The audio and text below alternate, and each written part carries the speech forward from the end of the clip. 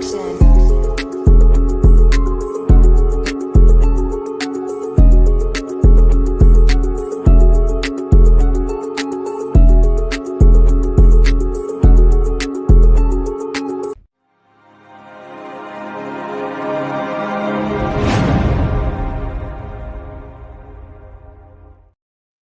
Yes, sir. Yes, sir. Top of the morning, man. What's going on, my G's? What's going on? Top of the morning. Yes, I just sneezed backstage during the intro, and I was just trying to make sure I had no boogers on me. Oh, we're on. We on, man. Top of the morning, y'all. We in the motherfucking building, baby. Man. Another episode of the motherfucking. Juice in the blunt for breakfast. While I'm eating pipe, finna hit the block. About to see some pipe. And it's a very special episode of the OJ and a Blunt for Breakfast. It is the 1 year anniversary show. Come on now. Let's go. We did this thing. 100%. Let them know. I was actually late for this show a year ago. You remember that? I think I showed up for like the last 10 minutes. I was drinking all night in the studio. I woke up, oh shit, I got something to do. That was when we were doing it like at 6:30. Remember that shit? 100%. We started like at 6:30 in the morning. You hear it though, man. Let the motherfuckers know where they can find y'all at, man. Yeah, you can find me at YouTube from a Thin's Perspective and Boogie Vision on Instagram. You know what I mean? Yeah. Come on now. What you got, 5 on the IG, man. He's a great follow, man. Definitely tap in from a fan's perspective on YouTube, man. Check out the guy. And if you want to come through and peep some game from what we got going on over here, it's the Gen Wealth Net on YouTube, Gen Wealth Net _ on the gram. Let's go. Let's get it, man. 100%. We got a meal in the building, top of the morning in meal. Yes, Prime Minister Emil. Come on now. Oh, my mama, Prime Minister Emil in the motherfucking building, and 100%. We got Gang Green in the building, top of the morning. Get up. The cat man. Yes, sir. Oh, my mama, before we get into the first motherfucking topic, we gonna play a message from our sponsor, none other than NeonPeacockMerch.com. 100%. You know, this show is powered by the Neon Peacock fella himself, 100%, man.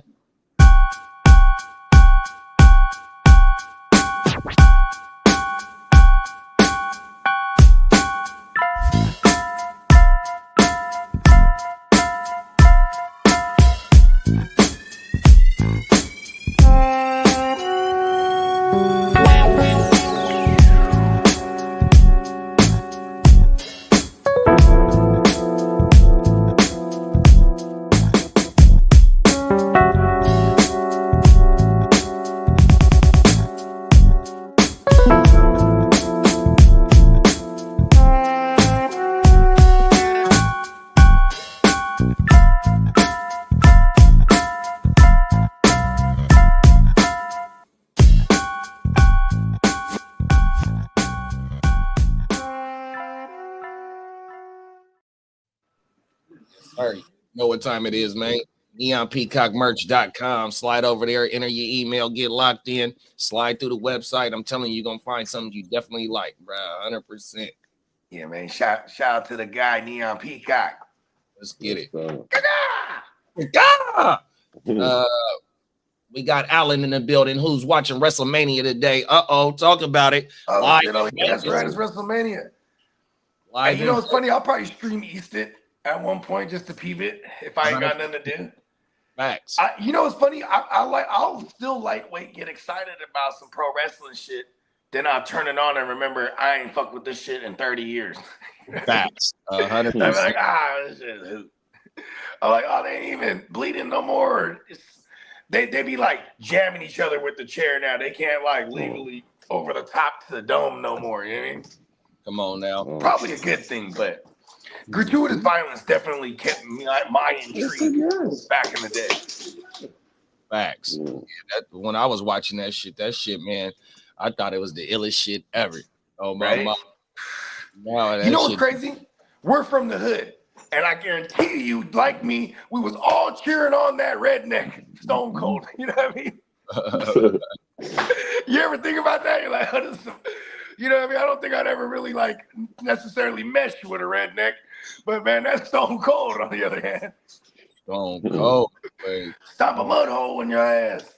Oh, now there's blood, just not as much. Alan said, man. Shout out to Alan, man. Good looking for pulling. Shout out to Alan. Back in the days, they call that color in wrestling terms. Like Ric Flair. And back in the days, you saw Ric Flair on television, you're going to get some color because he's going to give the people what they want. You know what I mean? Woo! Woo! Shout out to Alan. Shout out to Kidda. Shout out to Emil. 100%, man. On my mama. Shout out to everybody else that's in this motherfucker, man. Oh, let's get into this first. Yep. Top 100%. Of the board and happy weekend, y'all. Come on now. Talk about being lucky. A man apparently living on the streets of California recently won a $1 million jackpot. Talk about being lucky. A man apparently living on the streets of California recently won a $1 million jackpot on a lottery scratcher. Carson Wells has his story. That's the tickets right there. Wilson Simon has worked at Sandy's Liquor since 2013 and tells me that this is the first time someone has ever won a prize of this size. He says the winner is a longtime customer who is also homeless. He came to the store, he scratched, I was like, oh my God, is that real? Wilson, can you come and take a look? I'm like, let me see. So I grabbed the ticket out of his hand. I went to the machine over there. He's like, I'm not homeless anymore. I'm like, man, you hit the jackpot. He's like 100,000. I'm like, no, bro, that's $1 million. That's $1 million ticket. Congrats, brother. Yeah, so we give each other a high five. What goes through your mind when someone who shops here so often wins a ticket like this? A lot. It's the like, store gets a cut. A lot of happiness for the person, especially like a person or a loyal, regular customer daily. I wish him all the best. Simon did more than just. He knows he ain't gonna see Brett no more. I drove him to Fresno, I think the next day or Wednesday. So because he's like, he want to send it in the mail. That's $1 million ticket. No, I will drive you there. I spoke with a spokesperson from the California Lottery who told me what has to be done before the money is awarded. With $1 million winner like this, what the person who comes forward can expect is a very thorough vetting process. As you can imagine, we give away a lot of prize money at the California Lottery, and we're happy to do it, but we want to make sure we're giving it to the right person. She says this vetting process can take anywhere from a few weeks to a couple months and involves an interview with the winner, checking to see if the person owes the state any money, and a few other factors. We process in California over 10,000 winning claims a month. So that's part of why they got to make sure they don't owe franchise tax board. While I was at Sandy's, the winner came in to buy a few more tickets. He declined an on-camera interview, but tells me that this is a life-changing amount of money and that he intends to make a down payment on a home here on the Central Coast, get a car, and then invest and save the rest. Nowhere in there he said about getting a job, though. He was like, my house, a car, and then I'm going to spend the rest on ticket scratchers. Hey, good for the guy, man. And to hold $1 million, you got to live kind of modest, though. Yeah, that is true. Because I mean, on a high yield savings account, that's about $50,000 a year. You know what I mean? That's not bad, but you can't do anything though, right? Nah, what you do is that you would have to start. You have to open up your investment accounts and try to get into some good investments. So that million could be making money. So you won't have the whole million sitting in the bank account. You will have a portion of it sitting in investment accounts. So at the end of the year, you can grab some more paper off that million. So it won't be 50,000 if you know how to invest. You probably make like 100 off that one. You know what I'm saying? Yeah. Getting some mutual funds and shit like that. Put it in all kind of different shit. See, this is where he would need an advisor. And here's why I like the liquor store guy, because that guy was mad cool. He goes, oh, what does this mean? Oh, 100,000. Yeah. The guy could have been like, yeah, you know what? I'll cash you in right now. You know what I mean? I'll give you 100. He could have like really bamboozled the guy. Good thing he knows the guy, and that guy was in good hands. Like, listen, bro, I'm gonna drive you there. You know what I mean? Don't tell no one you got this ticket. Don't tell none of them other hobos outside, because they'll get your ass. That's facts. We got Carl in the building. What's up, Carl? What's up, Carl? Long time. Oh, my mama. Carl says, so what's the proper move? Do you go to the bank, open an account, put some on a trust fund and try to invest, or do you just try to start a business, buy a home? Oh, my mama. But the cold thing is, right, bruh's in that position. You know what I mean? From going from living on the street and probably, you know what I mean, hustling for some change or doing little odd jobs, you know what I mean, to get $20, $30 a day. I don't know what it is, but you know what I mean, for bruh to be living on the streets and to go ahead and, I don't know, $20 ticket, $5 ticket, $1 ticket, I don't know, to go ahead I'm gonna tell you right now, right? You got about $100,000 max to spend out that $1 million, so you can still get some good interest or investment profit off of it at the end of the year, right? Yeah, and if he's thinking about buying a property, he could buy one. If he's I wouldn't buy no property right now. Yeah, me neither. And not if I'm him, because first of all, if he had, unless you could tell me this homeless man has phenomenal credit, right? And can get a loan, because then he could go and drops a little down on a house and he'll be all right. But yeah, he's kind of going from rags to riches, so to speak. But yeah, it's not really riches like that if you think about it. And how much is the tax going to take in Cali? You know what I mean? Right. Yeah, that's another thing too. Because if that's taxable, so they take like 40%. So he probably only walking away with about 600,000. And I just thought about it too. The liquor store, whenever a liquor store is the location that hits some kind of big cash prize, they do get something from the lottery company. So that guy probably was hella happy as fuck to drive, and there's like, I gotta make sure you get there, bro. You know what I mean? Because he said that he wanted to put it in. He said he wanted to put it in the mail. He was like, that's crazy. That's why we gonna go drive. You know what I mean? 100%. My thing is know that his situation changed. You know what I mean? No matter what bruh do with the money, if he want to be back on the streets or if he want to change his situation and try and back better his life, you know what I mean, that he got the opportunity to do that. You know what I mean? 100%. So look, right, what he would have to do, right, 600,000 after taxes. That's what we're looking at, right?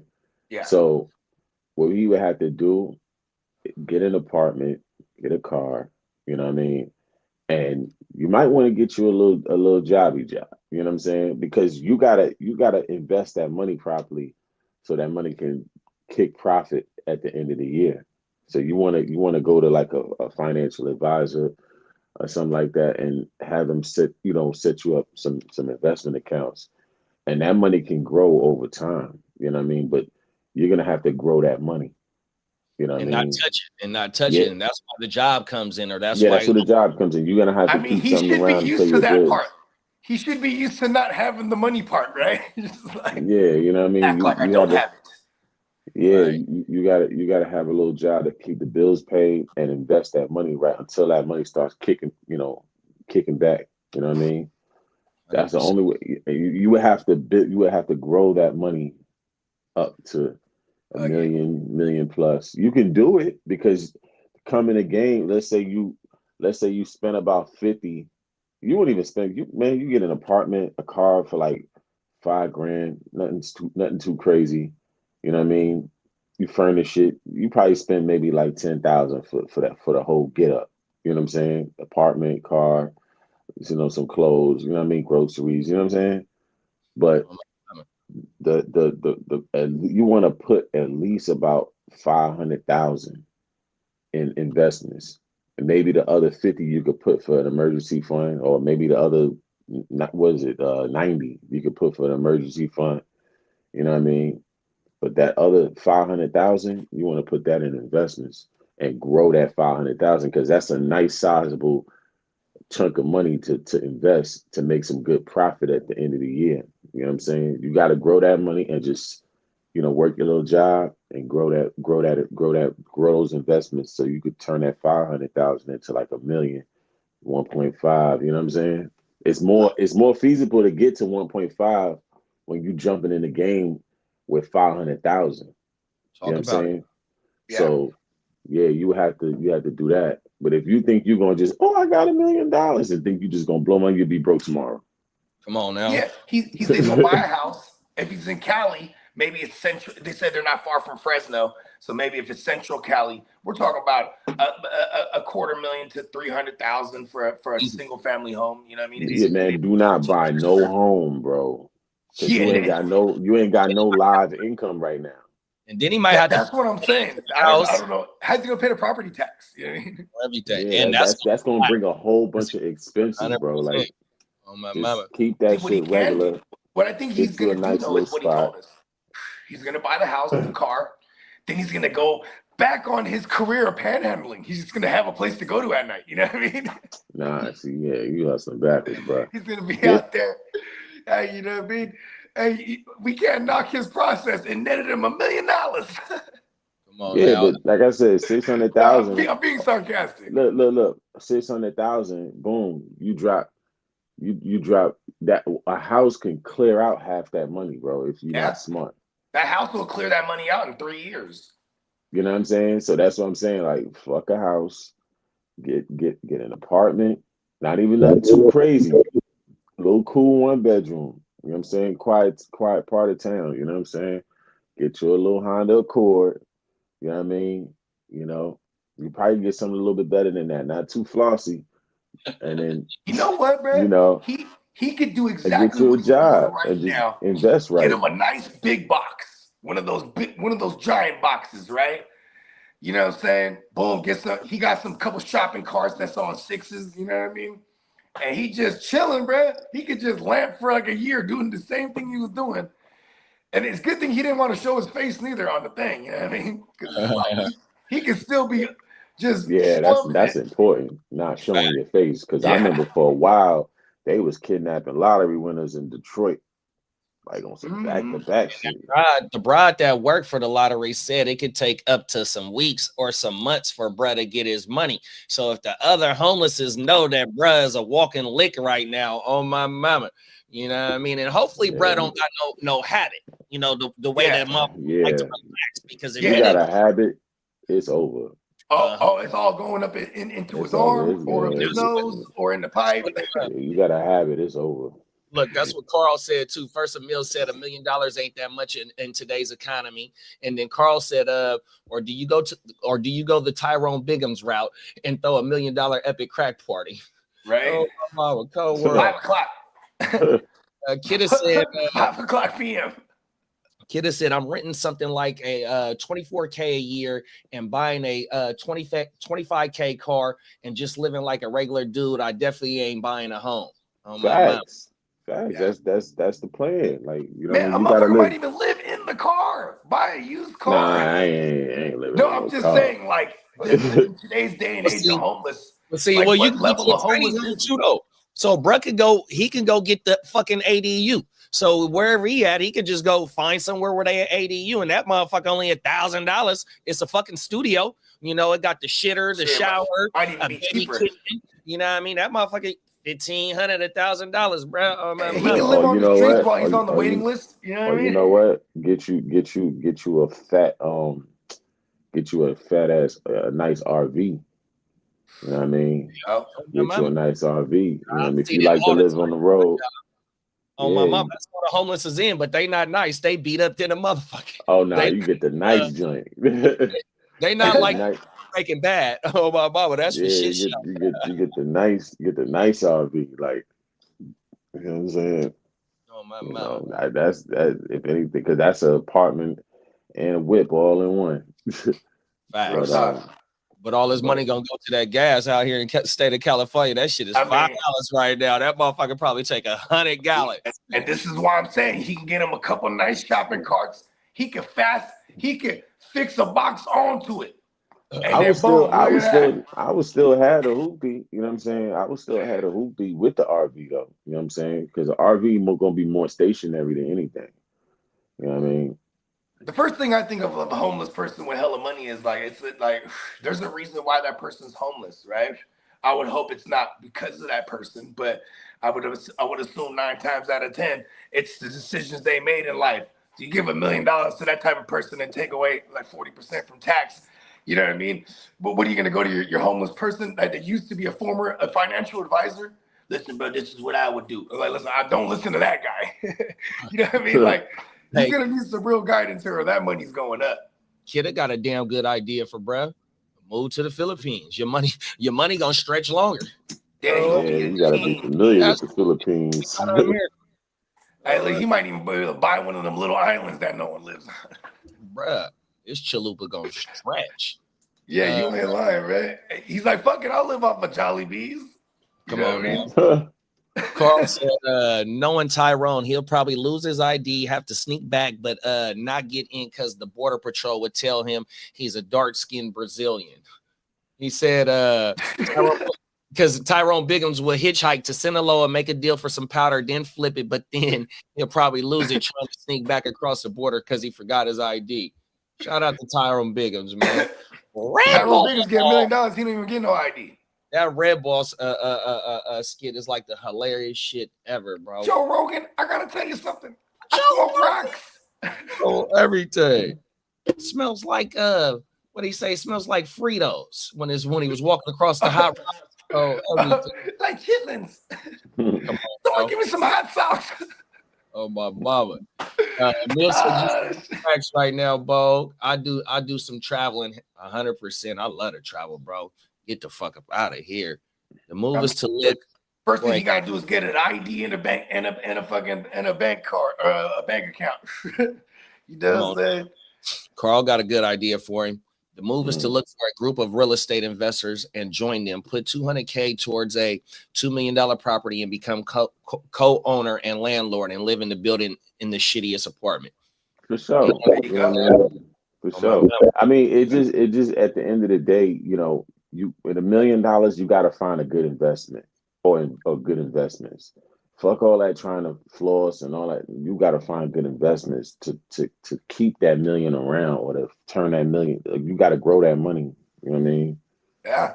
Me and my lady, after renting for 12 years before we, actually, it was almost 15 years of renting before we bought our first property. I remember I got really upset one day. I started doing some math, just carry the 3, right? Doing the math, and I'm like, oh shit, we spent almost $250,000 in rent. And I remember being so upset about that. Like, damn, like this money I have never seen all at once, and that money I'll never see again. Because it was like, you know what I mean? Somebody said like, I seen somebody on Instagram said that they was trying to promote something. It was one of them reality TV stars, and they were saying how, you know, you pay more in rent. Some people pay more in rent than they do. People pay more in rent than they do a mortgage, and I said that's cap, because at the end of the day, a house, you got more expenses than just rent, than just your rent and you have property, you have property tax, you have homeowners insurance, you have all, you know, obviously utilities, like this shit go, repairs, maintenance. You know? If something breaks, you own it, you gotta fix it. You know what I mean? I moved here, I didn't went to war with mice already. You know what I mean? See, these mice didn't know that I have a long history of going to war with these son bitches. You know what I mean? Come on now. Exactly. We got Ghost Monkey in the building. Top of the morning, big bro. Ghost Monkey. He said, is the 5 o'clock crack giveaway? Oh, everything. I hope bro don't got no habit. Oh my mama. Yeah, real talk. Real talk. Yeah, because he gotta make it to that money still. He still gotta make it there. Yo, it's crazy, right? You can buy one car and blow a whole $1 million. Real talk. That's crazy. I mean, shit, you buy when you start getting them cars that are 6 figures and up, man. When you go get an oil change, you're spending 5 figures. You know what I mean? Man, some people say like, oh, you know, I would never buy a car that's $1 million, $2 million. I said, shit, I can't say never, because if I had like $100, $200 million, I'd buy a car that's $1 million. Yeah, and we probably won't even take half them some bitches out. I know I would. I'd be driving them shits. Yo, like Mr. Bean. You'll see Slim twice a day, huh? Yo, Mr. Bean bought a McLaren. Yo, they say he drove that McLaren every day. Like, you know what I'm saying? Mr. Bean or Mr. Bean, the English dude, the British dude? Yeah, Mr. Bean, the funny guy from Oh, back that's then. hard, man. Yo, he drove. Hey, Yo, they said hey, he had don't the get in the car highest with Mr. mileage Bean. No, I'll tell McLaren. you that Like, much. yo, and he crashed it and got it See, fixed. Like, I rest my case. Come on now. hey, but yeah, like, you know, hey, you about, you know, I can't say never. I just say you just got to be in the right financial space to make those type of purchases. You know what I mean? That's Yeah. exactly. What do you always say, Slim? You always say buy things you can afford. I'm paraphrasing Yeah, it. yeah, because you can buy something, but can you afford it? There it is. You know what I'm saying? You know, you buy a There it car, is. can you afford the maintenance? You know, the insurance. You know how long it would have taken? It would have took that guy to panhandle for a house. Well, no, some of them panhandlers be getting guap. They got Yeah. stories of them dudes running it up, and they get jumping in Benzes and sliding off. I mean, I know someone who came up like that I mean, on Instagram, secondhand hustle. They actually moved out to Austin and opened up a big ass store and shit, man. Yeah, no, He was like the hood Goodwill. You know like I said, I gotta be to work, you know what I mean, before the sun come up. So sometimes if I ain't got no coffee, I slide to the little gas station right there on the corner, right? And you know, some of the rellies is out there living on the streets. And one day, this is a long time ago, one of the young rellies living on the street, bro. We going in at the same time. It's a dude coming out, bruh, sliding him a Benji off the rip, 100%. You know what I mean? That's just one time that I've seen. There's probably many other times, you know what I mean, of other motherfuckers. Like, you know, you never know, you know what I mean? You get that motherfucker. I see wifey do it all the time. Slide motherfucker a dub. Don't let it be no kids out with the person, you know what I mean? And that's a hustle. When they got that shit is crazy. I ain't gonna lie, because I just did that the other day at the gas station. There was a nice black lady. She had her kids. She was like, "Can you help me with some gas?" And she was like, I had seen her there when I pulled up, and I waited in the longest. I was probably there for like 15 minutes. When I was leaving, I was like, I only had a $5. That's my change. I was like, here. You know what I mean? If I had more, I probably would have gave her more, because I'm like, I see her pleading her same case. You know, there's some people where you know they're a cat. You know what I mean? She was just, you know, she was just shooting the story. I gotta get home and woo, my car, this and that. And I was like, you know what, here, that's all I got. You know what I mean? But that's exactly what she needed. She's like, cool. Because she was just saying she needed to go like 15 miles or whatever. Like, I was just ear hustling her story when I was filling up the tank. You know what I mean? And I'm like, you know what? And then most people, they're just dickheads. See, me, when it's, I ain't gonna lie, when it's a homeless person that asks me for some change or something, bro, I don't even have change or cash 90% of the time, so I just walk off. You know what I mean? And even if I did, I'd be like, I'm gonna put it right here on the ground. All right. Yeah, I don't know if they there. making. I don't know if they making money now these days like how they was back then, because people ain't carrying cash like that. Yeah. You know what I mean?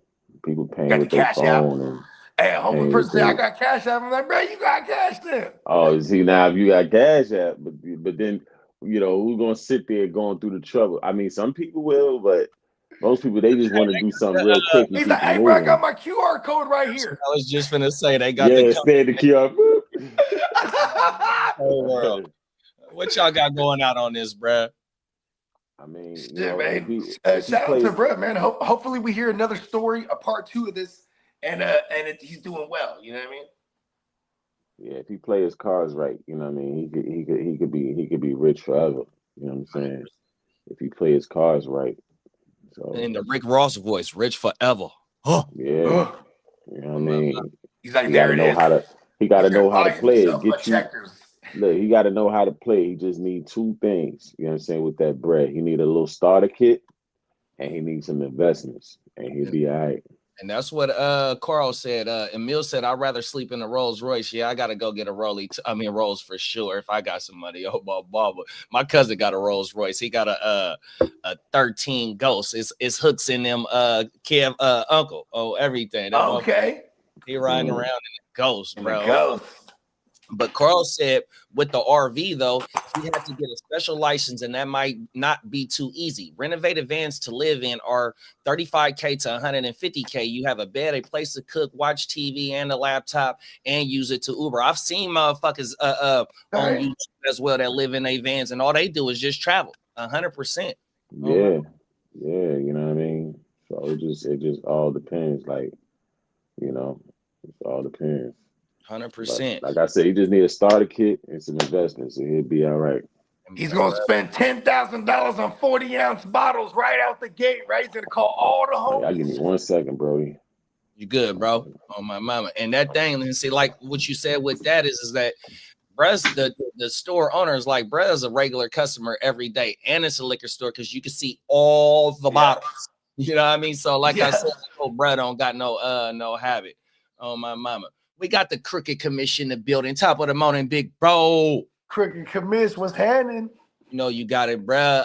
JD, Bogey, and Slim. Good to see you up. You're up and rolling. Come on now. Wow. On top, big bro. You already know, man. This is the countdown to the draft, man. We starting, what was it? Wednesday, I think. From Wednesday all the way till next week, man. We're gonna be fucking live every fucking day, man. 100%. Yeah, we got we're gonna have a little makeshift 420 session type stream tomorrow. You know what I mean? Because when are we not keeping it lit, right? But at the same time too, you know what I mean? Tomorrow, we'll maybe do like just open up to like a Q&A. You know what I mean? Those are always fun. Motherfuckers is we're teetering between dynasty and redraft season. You know what I mean? 100%. My mama. Carl said, how about just getting in contact with streaming and TV stations and getting a reality show or negotiating a deal for the rights of your story? Someone would jump on that. Yeah, if bruh can really turn something into nothing. Someone calls Zeus right now. Nothing into something. 100%. Because he damn, like Slim said, he damn got a good start, a head start. Oh my mama. Nothing from nothing to something. You gotta have something if you want to be with me. He was telling the bitch, huh? Come on now. Like, listen, you gotta have some paper if you want to be with me, baby. Let's get into this next one, bruh.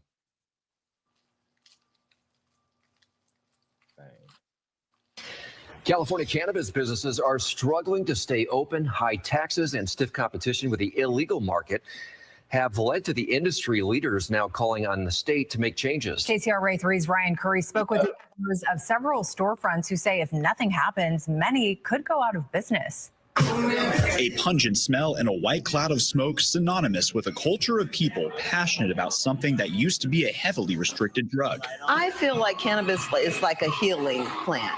God gave us this plant. This week in San Francisco is Spacewalk, a restaurant week-like event, but for cannabis. Throughout the week, different dispensaries are holding events trying to get people to support their business. I set a challenge to myself to be able to program 7 of the best growers in the state into 7 of the nicest lounges for 7 nights, and it really just took off. However, this week comes at a difficult time for the industry. The excise tax on cannabis is set to jump to 19% on July 1st. Many businesses say they will have to close in the coming years if California doesn't lower their taxes. A lot of them say they're having a hard time keeping up with the illegal market. Taxes on legal cannabis make the legal market more expensive than the illicit market. Eli Melrod is the CEO of Soulful Cannabis, which has multiple locations in Northern California. We're the only dispensary in California that sources 100% sun-grown Emerald Triangle cannabis. A lot of work for a business becoming more difficult to operate. Outdoor. No one wants that outdoor shit like that. That's why. 50% of cannabis consumed is illegal. Taxes are one problem. Where they can sell is another. More than half of the counties don't allow any cannabis businesses. And for the ones that do, like Contra Costa, for example, majority of the cities still ban them. The tax on a joint is going to be 10, 20, 50 times higher. The business taxes at a local level might be 100 or 500 times higher than a gun shop. According to the San Francisco Chronicle, Michigan sells more legal cannabis than California. If the state does nothing, and the taxes go up come July, what would that do to the cannabis business? I can say without a doubt it will raise the price of legal cannabis, which he and others say could drive more people to the illicit market and force legal stores to close. In San Francisco, Ryan Curry, KCRA 3 News. Some lawmakers have tried. They can't take down the weed man entirely, man. See, but that's the thing too. It's like even for someone like me in my regular day-to-day job, bro. Like, you know what I'm saying? Like, I've seen a number of dispensaries, they change owners because they're not doing the same numbers, then someone come in and buy them out. You know what I mean? Mm-hmm. Yeah. But it says a lot though, because it's like look at, they said down the road, you can see a lot of these dispensaries close, right? But it's because most of these motherfuckers that are selling right now, they see this coming. You know what I mean? I think when you go when people go legit on that level, they have to survive the going legit process. Like, the you know, legality the legalizations, they have to have enough money to survive that. Because if you don't, you'll get drowned. You'll get took out the game quick. Yeah, it happens all the time. That's why in the market that I work with, we still work in a freelance market, because a lot of these dispensaries, they're connected to their own they have their own cultivation shit going on. You know what I mean? So they'll have in-house stuff. What we do specializes, we sell white label stuff. So that means like you could have let's just say cookies. You can have cookies. We're gonna move. We're cultivating cookies. We're gonna move it to this dispensary, that dispensary. They're gonna sell it as their own in-house cookies. You know what I mean? Yeah. But see, here's the thing though, is because we'd rather be the cultivation's never gonna die. The dispensaries are the ones that are taking the hit right now. You know what I mean? Yeah. That's the thing.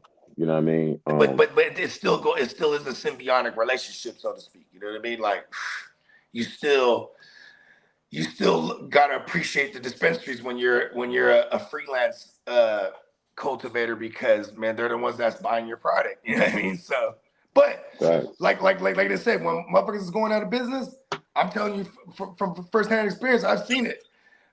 People come in and buy up that dispensary. You know what I mean? Yeah. Come over and take over your block. Yeah. You ain't got no good work. You can't afford to be on the block. Yeah, we got the money. 100%. And you know who always has the money? Them peoples too. You know what I mean? So that's another thing that sucks, because then now it's like, I mean, look at Kev. We saw Kev go from the grassroots and work all the way up through the legal system so they can run their business. You know what I mean? And like, it's not a colored business on that other side, so to speak. You know what I mean? And that's why they got, and he had to go through a program to try and get like just to be able to get a piece of the pie. And it wasn't no 100% he was going to get a piece of the pie because of all them others that own all the businesses. It's 90% of them that own all the businesses here in Sacramento, probably, you know what I mean? And just probably maybe 20% is minorities, and it might not even be that. I don't know. We had to ask Kev on my mama. And so that's another thing that's so fucked up about it is that it's, not only is it hard for you to get in, but it's hard for you to stay afloat. And that's basically, they really don't want you in the game 100%, in my opinion. You know what I mean? No, go ahead. No, good. I was watching an interview with this lady, this Asian lady, and she said she didn't realize how much money that she had to have. She said $1 million is like bare minimum. You have to have deep pockets to like really sustain through the whole the legalization thing. You know what I'm saying? Because you're competing against the growers on the street, and you're competing against the growers on the street, and the D boys, and then you're competing against the legal people that also have their situation going. So you're getting hit from both sides, you know what I mean? And then, you know, the oversaturation, and you know what I'm saying? Like, you know, these are all the stuff that you're dealing with. Scrutinizing. You're scrutinized more when you're trying to be legal, because like you can't like have one foot in and you're like, all right, on the side I sell to the homes. Like you can't, you know what I mean? Yeah. And most people are doing shit like that. When I say sell to the homes, we're talking about packs. Like these motherfuckers are still, you know, a lot of them independent cultivators are still doing things that are off the record. You know what I mean? Like allegedly. And, that's the thing. So it's like, how long can you sustain yourself throughout that business? You know what I'm saying? That's the thing. How long can you sustain yourself? How deep are your pockets? You know what I mean? Because you have the legal situation, right? You have competition business-wise. You have the underground situation. Then you have the laws. Then you have the taxes.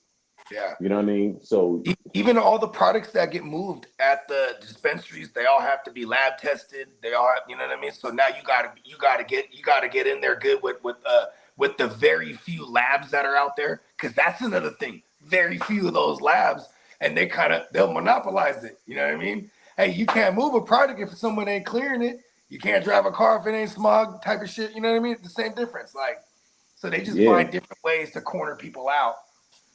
Yeah, because I heard Dame Dash said he was working on some type of cultivation move. This was like a couple of years ago. And he said that when you're going for, I guess his whole thing was to have his shit like fit within like the government requirements to where it can be used in like, you know, hospitals and stuff like that. But he said the stuff has to be, he said his bud has to be cleaner than food. Yeah. You know what it's I mean? medicine now. Now it's medicine. Well, see, and that was going to be what I was going to go with it is that, you know, I'm always POP, you know what I mean? Shout out to little baby that said, I'm blind. I can't see, mama. I'm blind. But POP, that's what she said. And that means pot over pills, man. That's not what she was saying, but that's what I say. I don't fuck with no medicine, bro. 100%. Oh, my mama, I do not touch no medicine. Not only don't I touch it, part of the reason I don't is because I'm missing an organ to where if I take too much medicine or some strong medicine could shut down the other side. You know what I mean? 100%. So I'm heavy favorite of it. You know what I mean? But not only that, you know what I mean? The pharmaceutical industry is a big industry, probably one of the biggest in the world. You know what I mean? And as this cannabis showing motherfuckers start realizing you can, whether you flower or edibles or whatever the fuck you do with this shit, and it's starting to help take over what was or replacing what your medicine was, they not gonna like that shit, right? 100%. You cutting into their money, you know what I mean? That's why they push that punk shit on you every time you go into the hospital. Then not only also with the taxes is California broke 100%. And this right here, this shit is green gold. Not only do you got the gold rush that kicked off in this motherfucker, but this green gold, man, they should have been let this shit been partaking legally. You know what I mean? But now, you know what I mean, they so fucking broke, they gotta try and get some more money. So a 19% tax, like, come on now, man. Yeah, that's just crazy. They crazy for that. 19%. Yeah, and then hold on, and that's not to mention local tax. Because when you go to these dispensaries in Cali, you'll have a local tax. You know what I'm saying? So it'll be like, okay, for example, this is a couple years ago. So I remember tripped out when my boy broke this down to me. So it might even be more now is what I'm saying. But it used to be essentially you buy an eighth, that's 3.5. You're basically paying $5 a gram tax.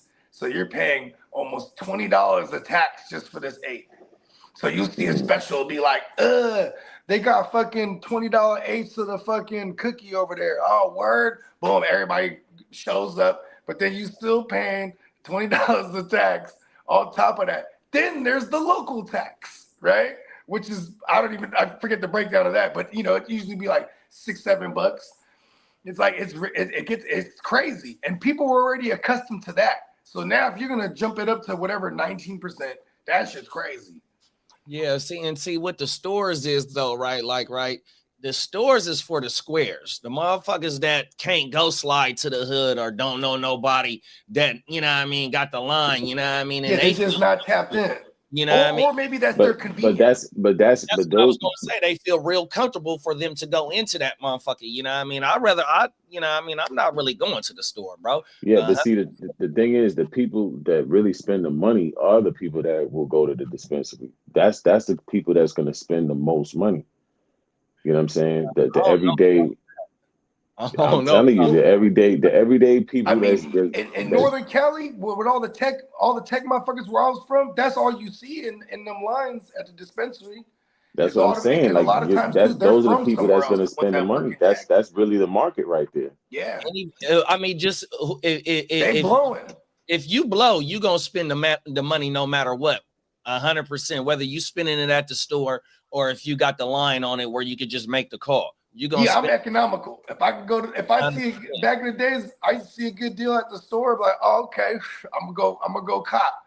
Or maybe I got enough points built up. I'm like, yeah, you know what I mean? But nothing beat ever since the explosion of recreational usage and you know what I mean, and it actually being a part of the regular zeitgeist for Californians, man, the streets just got way cheaper.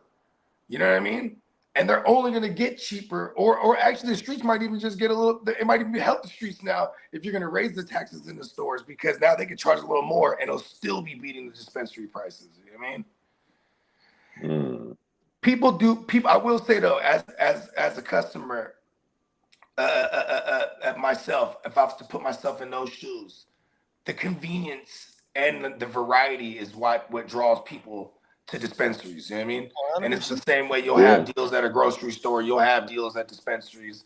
You know, you go on the app, it'll be like 20% off all concentrates or something, and you'll just see motherfuckers that are there. I mean, like I'm telling you, I work in the industry, so you know what I mean? Because and then you'll see the foreign few, but you'll really see them. It'll be like an old person talking about, I need something to help me sleep at night. Like, you know, like you got some real people, my back aches, and you're like, oh shit, these people really need medicinal marijuana. Like, you know what I mean? Then they're really getting some medicine. And then you got spots, you got places, they doing delivery, they doing all of that. So like at the end of the day, it's like, you know, how can the only way that the street dealer, the only thing is he don't gotta worry about taxes. You know what I mean? But on the flip side, on the legal side, like, you know, they're convenient. You know, they have a central location. You could just pull right up. They do delivery. They have all the different strains you're looking for. You know what I mean? So, you know, a lot of the, you know, the general public that does indulge, they're gonna go to the dispensaries. Some people gonna have some people might do both. You know what I'm saying? But I think you got to remember now these days, a lot of these cats ain't really hustlers like that, like they was back then. It's true. You know what I mean? A lot of this new generation, they not street hustlers like they was back then. You know what I'm saying? So you call a dude for some shit, you see, they act like he can't tell time. You know what I'm saying? So yeah, I'll be there in 7 minutes. I'm right around the corner. He ain't even leave the crib. Yeah, I'm about to pull up. Man, hey, it's not what you know, it's who you know. You better step up your customer service. Used to be like when you're important, though, wait. Trust me, hey, that's a true statement. That was my thing. When you're important, they'll wait. 100%. Carl said, I can see it now. My rich homeless life debuting this fall on TLC. Or you can rent a space, get a liquor license, get some flyers made, pay a DJ, throw a party, and charge admission, make a couple of G's real fast. Oh yeah, he gonna turn into a party promoter. We got the Peacock fella in the building, top of the morning, Peacock. Shout out to Peacock. Top of the morning.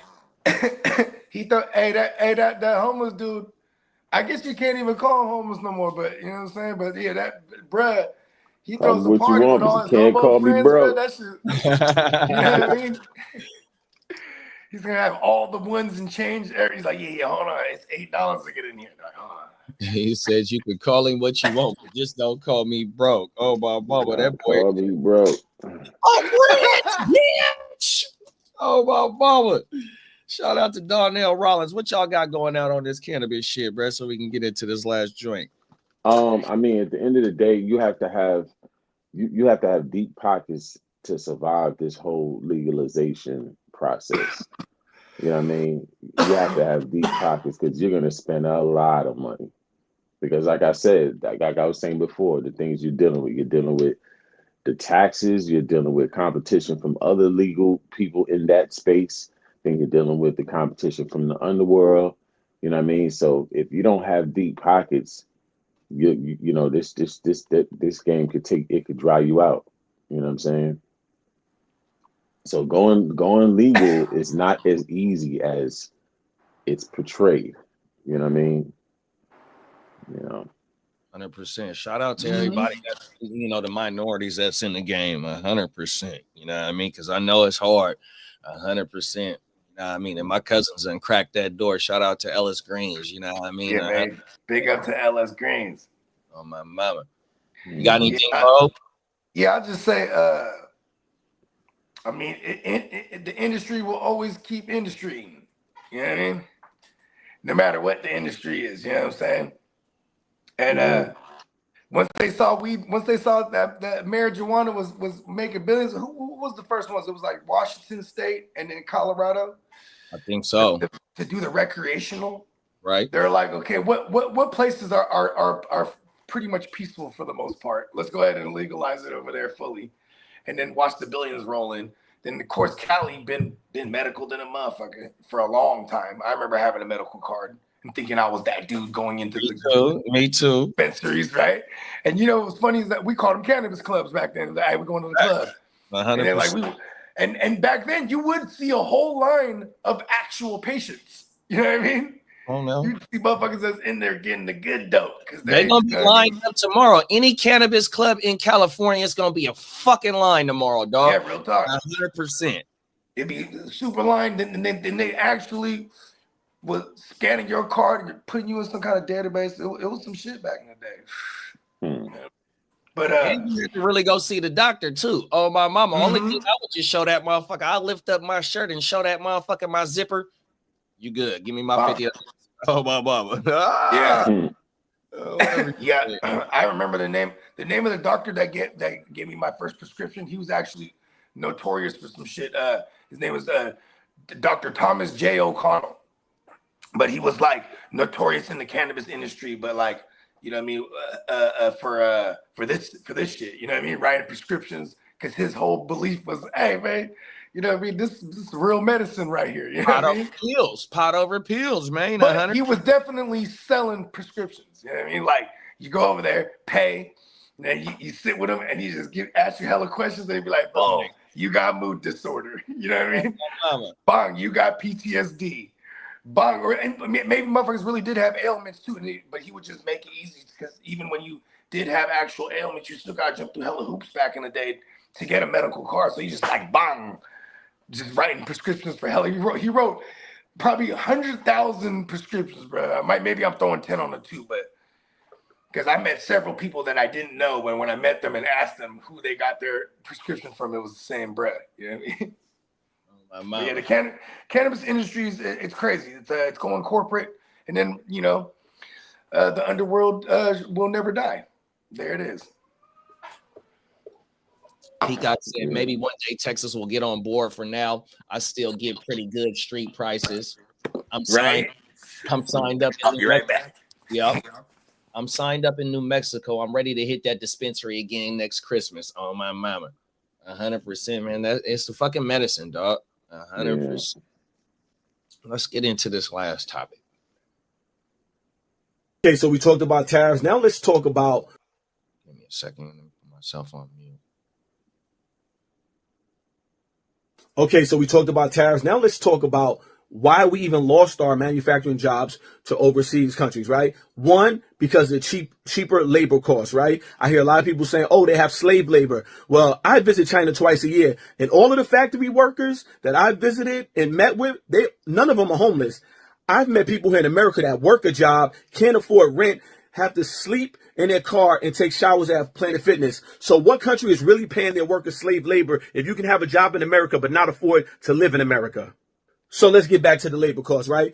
1 out of the 10 factory jobs that we shipped overseas to China, only 1 in 10 went to lower wages, right? That's 10%. But 87% of the jobs that we've lost in manufacturing is because of automation and technology, right? So that's how we lost our jobs, the automation and technology, because companies don't want to pay workers. They don't want to deal with the unions, right? And that's what happened in rural America, like Ohio, all these places, they've been losing their jobs and their manufacturing because these companies are merging with other companies. The CEOs are paying themselves hefty multi-million-dollar a year salaries, never paying the workers who bust their ass. And what they're doing is they're either merging and then selling the company to another company where they'll move that company to a state where there is no unions. They don't have to deal with unions. You know why? Because unions are going to make sure that you're getting paid a living wage, right? But they want lower labor costs. This is why. It's greed. And what are they doing with that money? They're buying mansions, yachts, or whatever. But what they're not doing is reinvesting in American education, to learn these new jobs, to learn the automation, to learn the AI. We're not learning that. That's why you get all these engineers coming from these Eastern Asian countries, and they're coming taking up all the jobs at Google, Facebook, and whatever, because they're learning that. China took the money that they've been making off America by doing American manufacturing jobs that Americans didn't either want to do no more, or corporations was greedy and wanted to get it done at a lower cost. But what they're not going to tell you is the truth. And the truth is they know those jobs are not coming back. They don't expect for them jobs to come back. And even with these tariffs, it's not going to come back. What they're actually doing is forcing China to now work with other countries they didn't work with before, like South Korea. So all these countries are now getting together and not wanting to do work with the USA because we seem erratic. There's 20 countries that we worked with that we had free trade agreements. That means we didn't have any tariffs on them. They didn't have any tariffs on us. But with this whole trade war, we put 10% tariffs on everybody. So even partnerships that we had that were cool, that nobody was going to take advantage of, we fucked those partnerships over and said, you know what? Everybody gets the 10% because I just feel like being a bully today, right? The bully that hates China, even though all that MAGA gear and all them Trump flags are made in China. If you love American manufacturers so much, why didn't you find an American manufacturer to make your merch? Right? But you want all of us small business owners to redo our whole operation so we could do something that you're not even doing yourself. There it is, there. Let's talk about it. Give me some of your thoughts, big bro. I mean, the whole point of the Trump tariffs was to, number one, bring a lot of the manufacturing jobs back to America, which is what Homeboy was explaining in there. And then his take on it. And instead of overtaxing the American people, you tax everybody else that wants to come here and take advantage. Because this is the thing, right? I feel like it has to be a balance. Because if you just let the entire business and trade go overseas, then how is this economy going to produce more? You know what I'm saying? So it's a shot at trying to bring certain jobs back to America. You know what I'm saying? And then it's taking a chance at trying to lessen the taxes that the American people are paying. You know what I'm saying? So he's a business owner, so he's going to feel how he's going to feel because he feels like it's affecting his business. You know what I'm saying? But from the everyday American standpoint, I don't think they're going to feel just like him right off rip when you look at the overall point of what Trump is doing. Because if a Democrat would, a lot of people, Trump to some people, he's not a likable guy, right? So people are going to have their opinion, but at the end of the day, if Trump was you know, his demeanor was different, was the total opposite, you know what I mean? I don't know if people would have had these same sentiments, because when Biden was doing a lot of stuff, people they was kind of like overlooking it. You know what I'm saying? So my thing is, you know, with the tariffs or whatever, it's a way, like I said, it's a way to bring the jobs back. Now, on the flip side, you know, a lot of jobs left America because of that, because of greed. You know, how do you stop corporate greed? You really can't stop that. You really cannot stop corporate greed. You know what I'm saying? So you have to try to like balance it out in a way, because it's like, if we giving away all our jobs, then what is there for the people? Because you're not people are not learning the new technology that's out here, as far as like the AI and all this other stuff. Like, so, you know, even like electric cars and stuff like that, people are gonna have to learn this new technology and for it to create a new job space. You know what I'm saying? So no, Facts, like what you just said right there with the AI. You know, motherfuckers can say what they want to say about DeepSeek in the Chinese and in their technology, but the cost of what it took to make DeepSeek compared to what the Americans is trying to do with their AI, it was completely different, bro. 100%. It was like night and day, apples to oranges, 100%. And I've been fucking with the DeepSeek a little bit, you know what I mean? So we definitely had to get better at teaching that technology and shit and being able to cut the cost down on that shit 100%. And you know, the basic curriculum, you know what I mean? That type of shit is probably not even taught in regular school. You got to, you know, first want to have the want to have, you know, to want to do that type of shit, and then you got to go and go to an extra type of school to, you know what I mean, to learn that shit 100%. But another thing is though, like what Brett was saying, and you said it too about the corporate greed, right, and the union. So even though I don't where I work at, I'm part of a union, right? And so it also says about he was talking about the cost of living and shit like that, especially in unionized jobs. You know what I mean? You only really gonna be at the cost of living. You know what I mean? Because your employer don't, you know, that fuck up they shit. Not only your wages, but your motherfucking your benefits and all that, your retirement and all that. They got to factor that cost in too, 100%.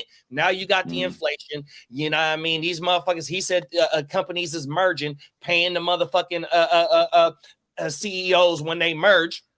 They do that shit in my job. We don't merge, but yet you hire X amount of managers, you know what I mean? You cut other positions to be able to hire more managers and put more work on the people, but you ain't giving them the wages. And that's what Brett was just saying in that shit. So I know what Brett's talking about 100%, but I just don't work for a business that, you know, relies on motherfuckers buying shit and shit like that. You know what I mean? So I understand what he's talking about as an owner, because it's fucking up him doing business 100%, because he's straight to China. He's not through no middleman, you know what I mean? And that's what part of the motherfucking tariffs is, whether you a small business or a big business, you going around to go to them and get that shit straight shipped over here without doing no American business, you know what I mean? Exactly. So basically you're getting money from the American people, but you're not reinvesting in America at all. You're paying the least amount of taxes. You're making the money off the people. The jobs are not going to the people. You know what I mean? For some of these companies, the jobs are not going to the American people. They're going overseas because they don't want to pay the labor costs over here. You know what I mean? So, you know, that's the whole thing or whatever. So, you know, so now the people that's going to really feel the crunch is the people that's, you know, dealing over there, you know what I mean? So now they're going to have to add a tax to their joint. I mean, you know, I don't know really what to say about it, because at the end of the day, I see why it's being done. You know what I mean? Because it's like, okay, if they act like they don't want to, you know, they want to tax us, that gives us room to now open our own stuff and start having more American manufacturers when it comes to that situation. But I don't know. You know, we just going to have to see how that's going to have to play out. You know what I mean? You know, he's going to have to see how it, because you know, he's trying something, you know, to see if it works. You know what I mean? Because at the end of the day, like, we paying crazy taxes. You know what I'm saying? Yeah. And you know, I think also the shock is that none of this is really it's not gradual either. He's like kind of ripping the Band-Aid off in that aspect. You know what I mean? Like, all right, boom, we're juicing everything up. Then in response, even China, I think they raised our little tariff to that they have on us 85%. Like that's, they're like, now it's like a piston contest. You know what I mean? But they're not the only manufacturers though. There's a bunch of other manufacturers as well. You know what I mean? So China want to have, you know, China is not the only manufacturer. So I don't see why they manufacture a lot, but at the same time, they're not the only ones. People can go through other channels and get their stuff manufactured outside of China. You know what I'm saying? You know, so I don't know, man. I mean, you know, at the end of the day, it's gonna cost. It might cost us a little bit more, but I'm gonna tell you like this: if an item is cheap, I'm not paying more money for a cheap ass item. I'm only paying for stuff that's actually that has that value with it. You know what I'm saying? You know, so you're not gonna get me to pay double the price for Temu. Like I don't care for Made in America. Yeah, I don't care for paying the crazy prices for Temu. You know what I'm saying? Like but yeah, it's crazy. Yeah, I got some worse. I just seen this the other day. Let's watch See, this. let me tell you something. Amazon, not for nothing.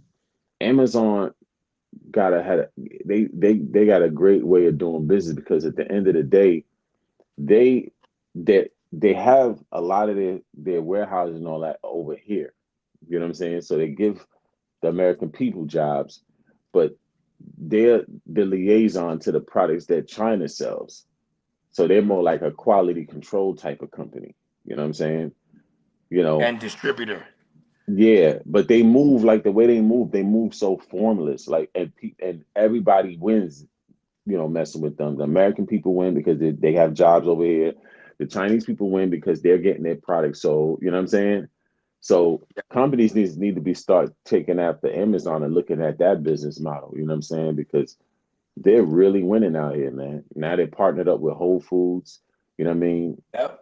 They bought them motherfuckers. They're about to open up one right here by my house, JD. I was just telling someone about that shit yesterday. And now they don't see one thing I definitely agree with them is that they don't open up no stores, because that cost of having a brick and mortar is pointless. We'll just have lockers and we'll keep it online. You know what I'm saying? Because the brick and mortar, that's a whole nother expense. And then you got to make sure that the sales from the brick and mortar is in the hassle, and because it's not just sales, not just the product that you're trying to make sales on the product, but you got to pay you got to have employees, you got to have the property, you got to pay the rent for the tag, all that stuff. So it's like, the hell with that. Yep, we'll just insurance, have lockers, to have employees, all that shit. Yeah, we'll just have lockers where they could pick up their stuff. You know what I mean? And or if they want to get it physical, as opposed to have it shipped to their house. You know what I mean? So that's perfect. You're not really, you're not investing where it's not necessary. They put more of their time of building their brand online than brick and mortar. And to me, they're beating out Walmart because they have way more stuff than Walmart. Yeah, and in the joint over here, right? That they're opening up, it's gonna be a grocery store, but it's also like a Amazon Prime hub. So you can ship things out, have things shipped in there. You can pick it up from there, or if you're in this general area, like the Valley, all your shit's gonna be, but not a lot of times it's probably gonna be coming out of here now. You know what I mean? Like, so it's gonna be this hub, but it's also a grocery store, because, like you said, why have the brick and mortar when you already if you have the facility, then just have a portion of it as a grocery store. Bro, that's a one-stop motherfucking shop, man. Yeah, and the grocery store too. I think there's like minimal clerks. You go in there, you throw it in the fucking cart, and then it all on the phone. I seen that shit. Exactly. And it just tallies up all your shit. They got face recognition right when you walk in. On my mama, I seen that at the Amazon grocery store. On my mama, watch this shit.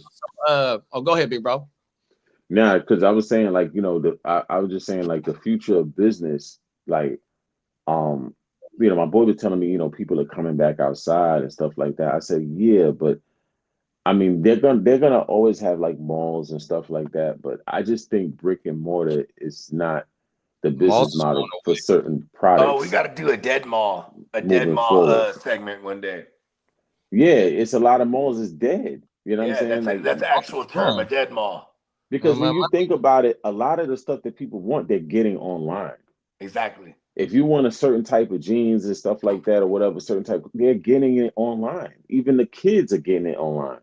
Yeah, we They're just had not. a Macy's, so it's a And mother. you know the malls was killing it for these. The lack of a malls was killing these kids. They ain't got no game, bro. Because that's where you first learn how to holler. That's true. You feel me? Oh man, At the mall. So where the Golden One Arena is, that used to be a mall, right? Oh, word. Okay. It used to be the downtown mall at one point, right? And so they tore that motherfucker down to build the arena, right? But it was always a Macy's because the Macy's was one of the anchoring stores at that mall, right? So I've been going to this mall since I was a kid. 100% Christmas money straight on the bus to get to that bitch. Let's go. You know what I mean? Got to get fitted. But they just closed down the motherfucking Macy's. The Macy's Oh, did word. it for hella years, bruh. Oh my They got God. a standalone Macy's over here. I tripped out when I first came out here. I was like, whoa. That shit crazy, bro. Don't nobody go to them motherfuckers. And then I was just watching on YouTube the mall on Market Street. You know what I mean? We used to go to that motherfucker and go get fitted for Black Family Night, man. They didn't close that motherfucker down. Like these malls, bro. Ain't nobody going to them motherfuckers The malls don't, for whatever reason, the malls do not keep up with the latest fashion brands like that. Yeah. That's you the gotta real, go to that's like. the real problem. You know what I And mean? most of the kids are wearing. Kids ain't dressing regular these days too. Well, people in Yeah, general. yeah, you want all the fly, up to date stuff that's keeping up with the You fashion can't go to trends. the mall 9 times out of 10 and get some Saint Laurent. It's got to be one of them upscale malls. You know what I mean? Nah, Or you got to at least go to a Nordstrom's or something. You know what I mean? yeah, but they don't have nothing. Like you gotta understand, like the kids, like okay, they look at like when I look at the brands, okay, the youngins, they look at the celebrities and how they dress, and they sometimes they try to get that look, right?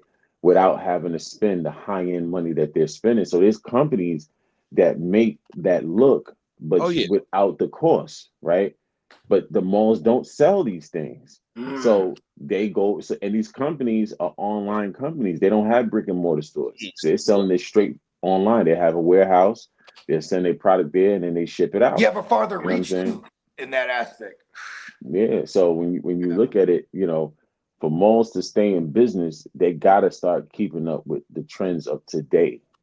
And they gotta have stock. You gotta have this stuff in stock. People have to come there and know that these things are there.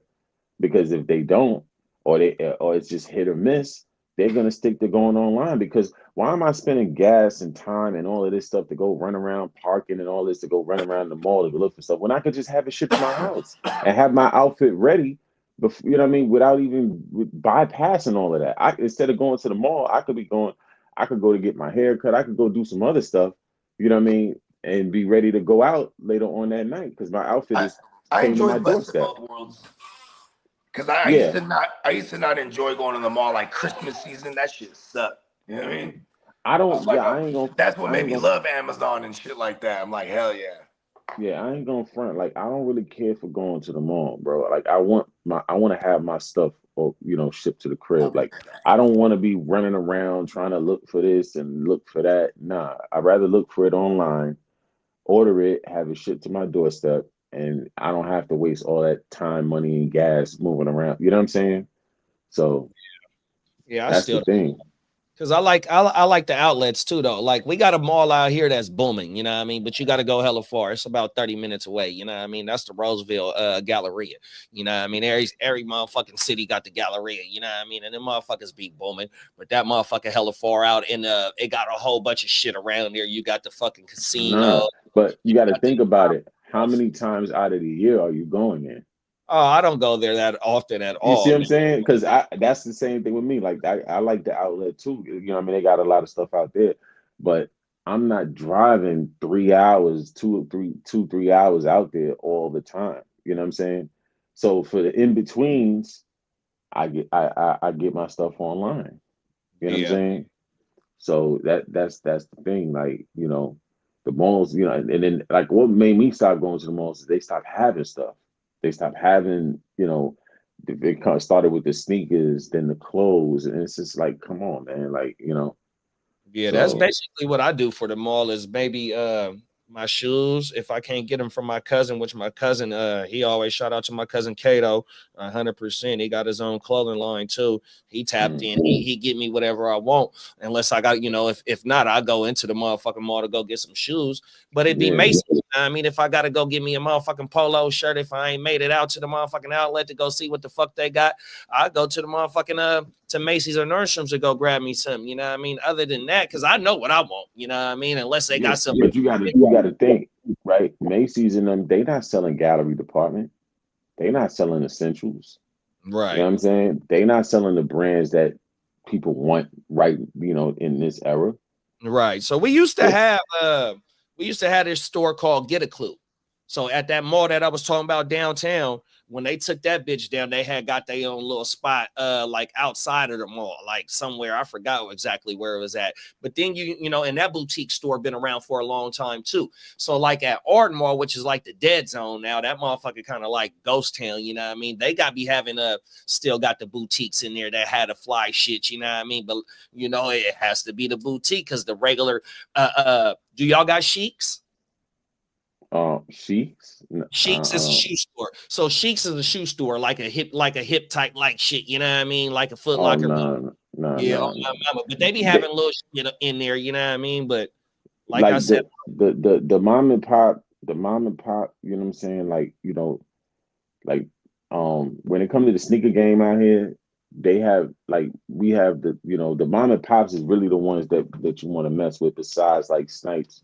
You know what I'm saying? Is the mom and pops when it comes to the sneakers that people want. You know what I'm saying? Because if you're not getting it on release day or 2 weeks before, whatever, you know what I'm saying, like how they've been doing it, you ain't really getting nothing that's current right now.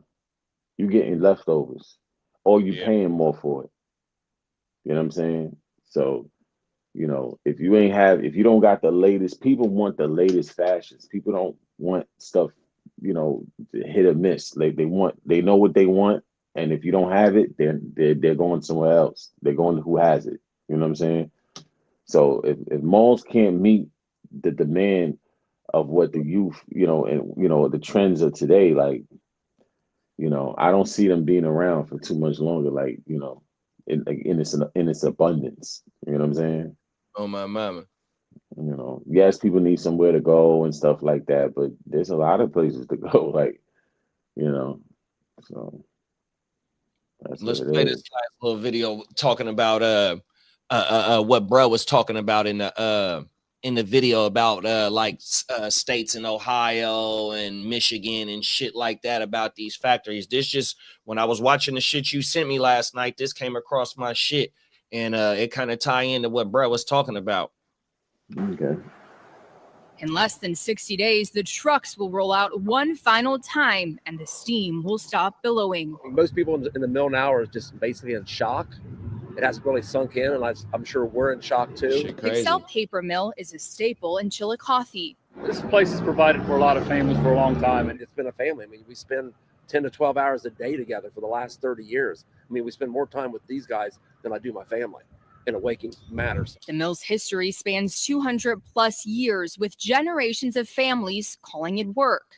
It's hard to take in, jobs. This has been part of my life for the majority of it. It's I've been here since I was 19 years old. Yeah, Dad retired with 39 years, so I would have had 39 years if I'd have made it to full term. And Jeff's dad, they actually worked together. Tim Jenkins and Jeff Allen were given the news about the closure Tuesday morning. The CEO posted a message on Pixel's website, writing, quote, "The decision to close the Chillicothe mill was not made lightly." He added the closure was a difficult but necessary decision due to unsustainable financial challenges at the Chillicothe location. I'm getting close to retirement, but obviously I'm not done, but I feel bad for all the younger guys. We have a lot of 20, 30-year-olds here that have small children. It's going to be tough for those guys. About 800 employees won't have a job soon. They were told June 13th is the date, a date that haunts more than those who work here. I think it's going to be widespread. Obviously it's going to affect the market. People probably will not be buying as many houses because they have to go somewhere else for work. Obviously it will affect the bars, restaurants, shopping, car buying. There's still a lot of unknown and uncertainty, and people are just scared. There it is there. And bro was just talking about that same shit in the motherfucking video we started off with this topic with. So, you know what I mean? Yeah, It is. So that's what I'm saying. Like, I can't fully lean on, oh, well, we need to just keep it the way it is. Now we have to try different things to try to bring some of this business back over here. You know what I'm saying? Because that's what's happening. People are losing their business to overseas, like their jobs to overseas. You know what I mean? Yeah. So there has to be some type of balance. You know what I'm saying? So, I don't really fully stand on what Homeboy talking about, because he's a business owner. He's not the one providing jobs. You know what I'm saying? So at the end of he's dealing with overseas. He's not the people, nobody here produces his product. So, he's going to speak for his interests, you know what I mean?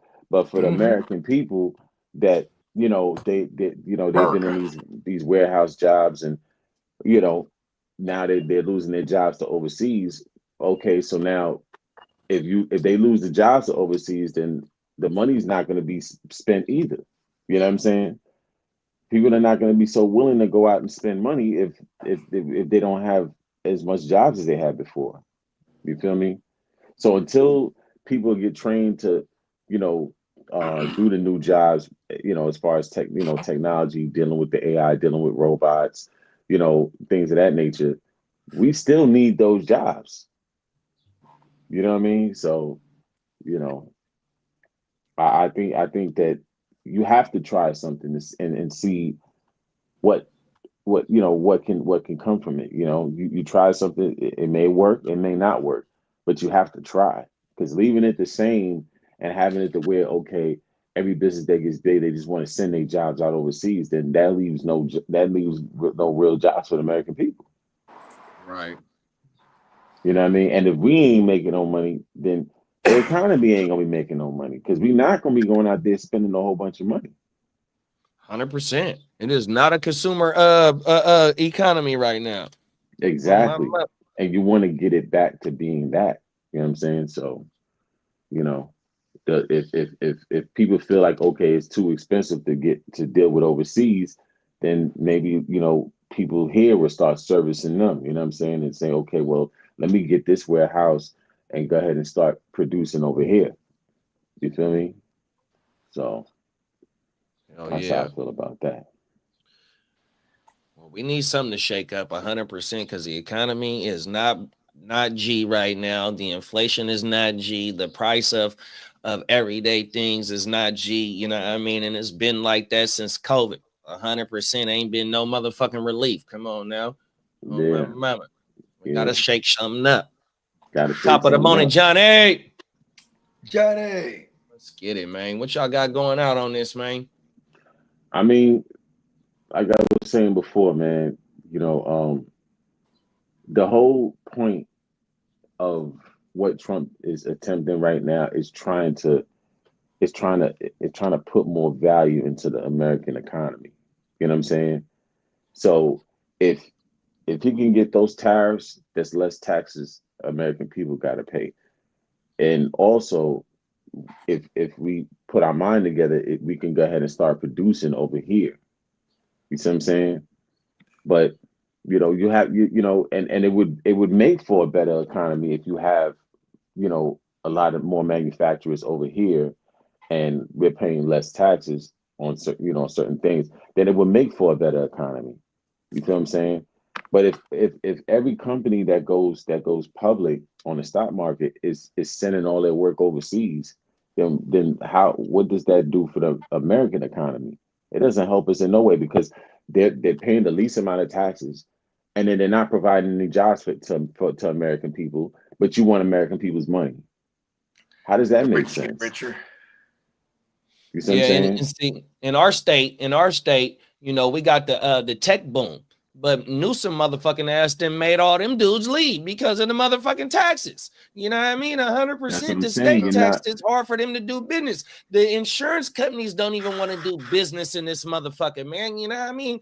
It's fucked up. You know what I mean? And then not only than that, you know what I mean, the student loans. You know what I mean? To go get technology jobs, you gotta go to school. You know what I mean? And it costs hella money to go to school, then you in debt. So when And you you're go in debt, finally yeah. get your job in these professions, And those school Then debts, your those job is overseas. You know what I'm saying? I mean, well, see, not only You know? overseas, but what COVID brought to us is that it allowed these motherfuckers to work remotely, especially in these tech jobs. You know what I mean? That's another thing. These motherfuckers it don't matter where they live at because they right here like us in front of this screen. So it really don't matter where the tech people live. I mean, where they work at.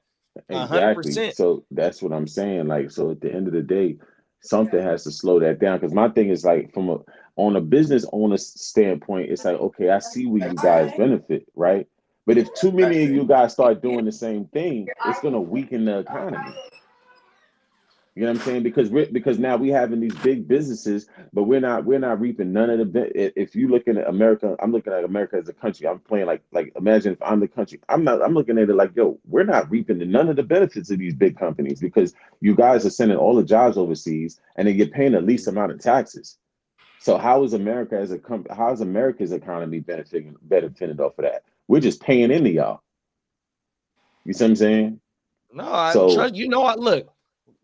California has the 5th largest economy in the world, bro. But we the highest tax, the highest regulated state there is, and we don't read none of that shit, nigga. Excuse my language. Agriculture, tech, tree, you know what I mean? The flower, you know what I mean? 100. It's so much shit that we produce here, right? But we the hardest state to get into the houses. The gas is so motherfucking high, bro. You gotta. It's motherfuckers that make 100K. It's two-parent homes or two people homes that make 100K each other, and it's hard for them, bro. We produce a lot of shit here, so I know what you're talking about. 100%.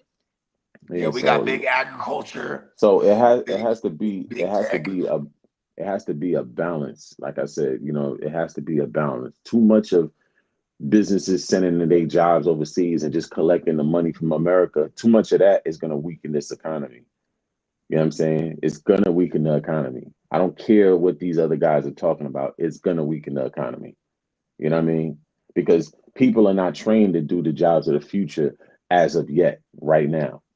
So the jobs that they're doing is the jobs of yesterday, you know, and you know what I'm saying? So now you send all those jobs away. They're not trained to do the jobs of the future just yet. So where does that leave the economy? In the dumps.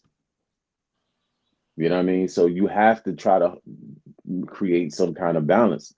Like, listen, you can't just send all your you can't just collect profit from over here as a large company. You see what I'm saying? Either you're gonna get taxed or you're gonna bring some of them jobs back over here. Because they lay off the taxes of the businesses because they provide jobs. That's why the you know, the big corporations, they get those tax breaks because they provide jobs. But if you're not providing the jobs, then why you shouldn't get the tax breaks? Pay the taxes. You know what I mean? So that could go into that, because our economy is losing both ways. We losing the jobs trickling down, people working the jobs, then they're spending money back into the economy. We're losing that, and then you're getting taxed. You know, your taxes are not that much either. So it's like, what the fuck? Like, where are we benefiting? Then you just want to collect the money? Like, get out of here! Like, you know what I mean? So nah, things like this have to happen to create some kind of balance. You know what I mean? So, you know, I'm not totally against it. You know what I'm saying? You know, I just feel like it just needs to be balanced, not too much of anything, but you have to try something. Because if you leave it like this economy is never going to get back strong again. You know what I'm saying? You know, because people have to work. This point blank period. People have to work. And everybody is like, when you look at it, you know, look at the percentage of people that own businesses compared to the percentage of people that have degrees, compared to the percentages of people that work regular everyday jobs. There's way more people that work regular everyday warehouse jobs, fast food. There's way more of those people, you know what I mean? That's why they say that the middle class makes America go. Exactly. But when you kill the middle class, now what do you have? There ain't no middle class no more. I mean, it still is. It still is. Man, look, bruh, $100K and you living by pennies. You gross $100K and you penny pinching 100%. Slapsticking the. How you penny pinching at $100K?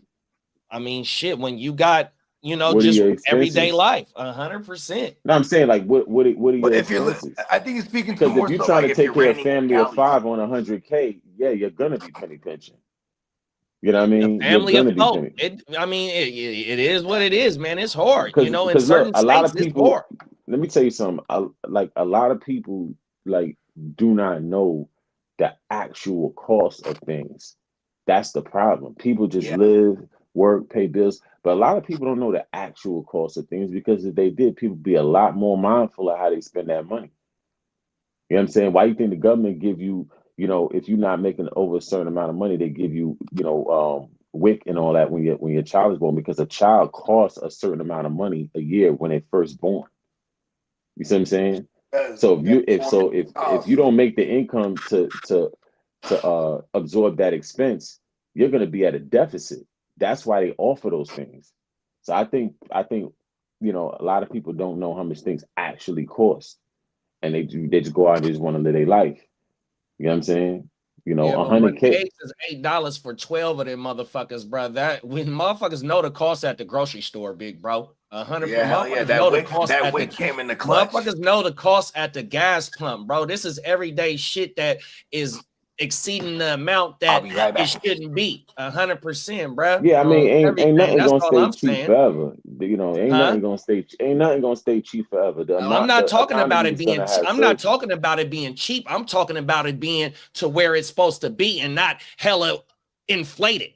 100%. Well, I mean, but you're talking about California. I mean, man, you can go on the internet in any state right now, and a motherfucker talking about groceries and just all types of just daily expenses. 100%. Yeah, but I also feel like with that, American people have to watch how they spending their money. We consume. We the biggest consumers in the world, so we got to pay attention to how we spending our money sometimes, because things are not going to remain the same price forever. They're going to be surges. They're going to be ups. They're going to be the highs and lows. Gas is going to be high, then it's going to be low. That's the economy. It's never going to be this straight line all the way through. You know what I mean? Or depending on, politics, or depending on what's going on, whatever, the price is going to surge up and down. You just got to be ready for whatever. If you budget properly, then you could be prepared for stuff like this. You know what I'm saying? That's just the facts. You feel me? 100%, bro. Yeah, man. I just, it ain't getting no easier. You definitely gotta watch. You definitely gotta watch your budget 100%. But it is definitely shit that's manipulated 100% to where it do make shit jerk 100%. Pause. You know what I mean? Like here in the state of California, this motherfucker want to push the all electrical movement by 2040. And one of the reasons why he want to do that, okay, you could say about the fucking greenhouse effect and all that too, but it's not a coincidence that they found one of the biggest lithium mine deposits here in the state of California. So you got shake a hand, make a friend. You rub my back, I'll rub your back, or scratch your back. You know what I mean? 100%. And that type of shit, all battery movement also puts out other motherfuckers, businesses and stuff like that too. Though, like I said, this then shit, you gotta once you look get to making these decisions and you have ulterior motives behind them, which cancel out some ways of motherfuckers, the way that they do business and shit like that, man, it's fucked up, dog. 100%. But the thing is that who's putting him in office every time he's up for re-election? That's the problem. So if he's keep getting put in office, then obviously the majority of people in California don't feel how you feel, because they keep putting him in office. Yeah, well, see, he been in office for the last, I think this is his last term. But he's been in office for the last, and they've been trying to impeach his ass 100%. But somebody, it's a lot of motherfuckers that feel the same way I feel in the state of California. But it's a large group of people. There's a large group of people that's still voting for him.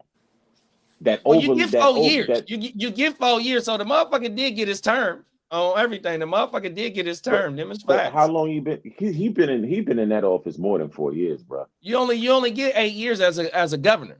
Yeah, he pushing up on 8. Yeah, because for as long as I know, got his term.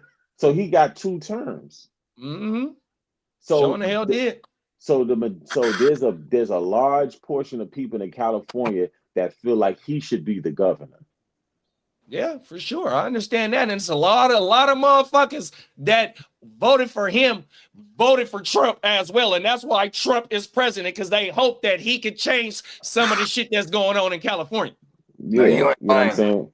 So my thing is if a lot of people feel like you, then a lot of people that feel like you need to take that to the polls, because that's where it counts. I didn't vote for him this last go around, big dog. 100%. Yeah, you know but I'm saying, like, it's a blue state. It's a blue state, bro. I was just about to say that. It's almost like, when's the last time we had the governor? That was the last time it was a Republican state. Probably. Because for me, I want to hear it. I want to hear how a person that vote for him feels, because I'm pretty sure that is the reason why they voted for him. Because you know what I'm saying. I want to see what their point of view is, and why did they vote for him for 2 terms? You know what I mean? Because because that person that's going to say what they're going to say, that they're speaking for the majority, because that's what got him in office, is that majority. Because look, I'm gonna tell you like this. He has to win the vote to get in office. We got a sanctuary state. So if you allow motherfuckers to come here illegally and give them dough and allow them not to vote with no ID, no nothing. See, we got voting scandals and all types of shit here, bro. Nah, that ain't like that, big bro, on everything. This but I still over here. I still would want to hear from somebody who voted for him. I feel it 100%. I feel what you're saying. I want to hear what they're saying, because they're speaking for the people that's going out voting for him and keeping him in office. I feel it. I want to hear their point of view. You know what I'm saying? About it. I ain't mad at that. You know, because like I said, it's crazy though, because I'm thinking about his time in office, and I'm like, yeah, he did in his time. A lot of the tech companies left. He had all gone. All the fires. You know how many fires happened in the last 8 years, 10 years? Yeah, because look, if there's a mayor that I don't like, but he's in office and he got 2 terms. One thing about New York, there's people that will tell you, yeah, I voted for him because of A, B, C, and D. Yeah, I voted for him. You know what I'm saying? So I be wanting to hear that point of view. Like, why did you vote for him? What do you see in this person? Like, you know what I'm saying? How you feel like it's beneficial to you, you know what I'm saying, to vote for him. You feel what I'm saying? You know, because these are the people that's going out to the polls and they're keeping these people in power. You know what I'm saying? So, and they also reel you in too, though. A lot of these motherfuckers, they campaign, and what they campaigning on, once they get up in that motherfucker, they'll fuck around and not even think about what they campaigned on sometimes too, though. 100%. Yeah, you know, and in that point, the voters will have to hold their feet to the fire. You know what I'm saying? You know, when it's time for re-election or when it's time for midterms or whatever, you know what I mean? You know, they're going to have to hold their feet to the fire. You know Johnny said if you buy Trump's meme coin, he'll give your corporation a tax break. He really did. I thought that was a joke. He really got a meme coin. Fucking A, the Trump coin. Oh my mama. What you got going out, Bo? I mean, shit. I don't. This is why, this is why I love the underworld. Fucking liner, man. Unaffected, you know what I mean? But then, yeah, I'd say being the hardest thing I've ever experienced so far in life is trying to sustain and stay legit, and that shit's, you know what I mean, like a regular working person. I'm telling you, bro, facts. Oh my mama. And see, so in my working career, I didn't work through 9/11. I seen a 9/11 when I was working. So I know the effects of how America changed during 9/11. 100%. I seen it. I was working at my job when the fucking 08, 09 shit, the fucking recession. You know what I mean? I seen how that shit switched. And now how we had COVID, you know what I mean? And COVID, one thing that COVID brought about, bro, you don't gotta leave your house. That's one thing that these motherfuckers is pushing, you know, all digital everything, you know what I mean? And we do gonna have to adjust to the times, because like this story that we just seen not too long ago about them shutting down that mill, you know what I mean? Yeah. Cost effectiveness, you know what I mean? All types of shit. This how these companies is moving, whether it's by choice or whether it's by force, like the bruh on the shoe company. They merging, they clicking up, you know what I mean? Breaking down costs, hiring more executives. Like I said, they doing that shit at my job 100%, trying to lay motherfuckers off because the city can't do business at what they operating cost is. You know what I mean? Part of that is, you know what I mean? I ain't gonna say part of it. Most of it is because of the economy. 100%, bro. Facts. You know what I mean? And I'm one of the ones that got so much seniority at my job. So when they get to talking layoffs and shit like that, man, that shit, you know, it blow past my, you know, my ear. But like how brother was saying in the thing, I'm one of the ones that got something 30 years in, shit like that. I feel bad for the 20 and 30-year-olds that got just starting families and shit like that. You know what I mean? And that's what's so fucked up. For real. Yeah. Everything. Yeah, I mean, you know, it's save your money. Crazy. Like I said, it gotta be some balance. You know what I'm saying? So, you know, if you gotta try things with this economy. You can't just keep doing the status quo. You know what I'm saying? Because if you don't try nothing, then you know ain't nothing gonna change. You know what I mean? Sending all that money to Ukraine and sending all that money over here and over there, that gotta stop. You know what I'm saying? Like certain things got to stop for this economy to be strong again. Certain things got to get tried for this economy. That's why they got the Doge. That's why they got Elon in there to try and start combing the books. Hey, you know, Elon about to be up out of there, because he's a non-official government official. Like you get what I'm saying? Like he's not. I don't think to me honest, I don't think he should be close to those. But hear me out. Yeah. There's a stipulation here. Because he's not an official government official, he can only work with these cabinets for 135 days. So he even said he's not going to re it up. So whatever he's doing with them ain't going to last too much longer. Yeah. He probably got on the other side. Was like, okay, you know what I mean? Yeah, but I'm not gonna re-up my little Elon. Yeah, because he was just, I don't know what was he, an overseer or something? Yeah. Plus he got all these other business. He said he got so many other businesses. Obviously, because he was like, I'm not gonna re-up my little woo-wop. Oh my mama. Let the people know where they can find you at, Bo. Shit, man. Bogard Scot-Free, anywhere you consume your music, Apple, Spotify, YouTube, etc. You know what I mean? And Gen Wealth Net on YouTube. Gen Wealth Net _ on Instagram. Talk about it. What you got going on, Slim?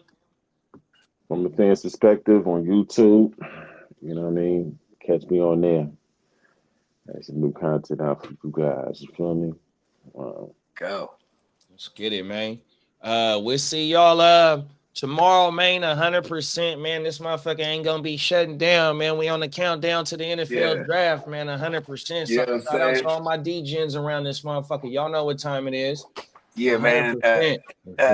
Everybody have a safe Easter Sunday, Easter weekend. You know what I mean? Yeah, definitely catch us if y'all is gonna keep it lit tomorrow as usual. You know what I'm saying? And you know what I mean? Stay tapped in. Come on now. We gone. Peace.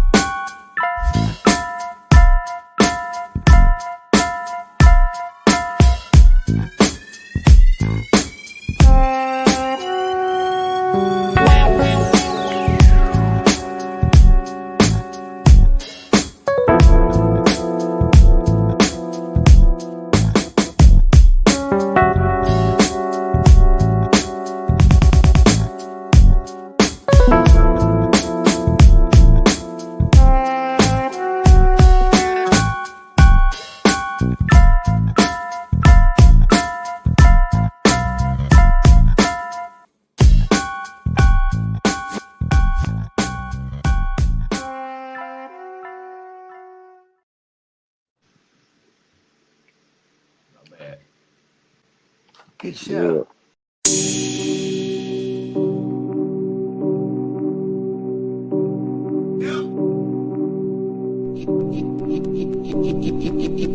Eureka. We make plays every day, yeah. We make plays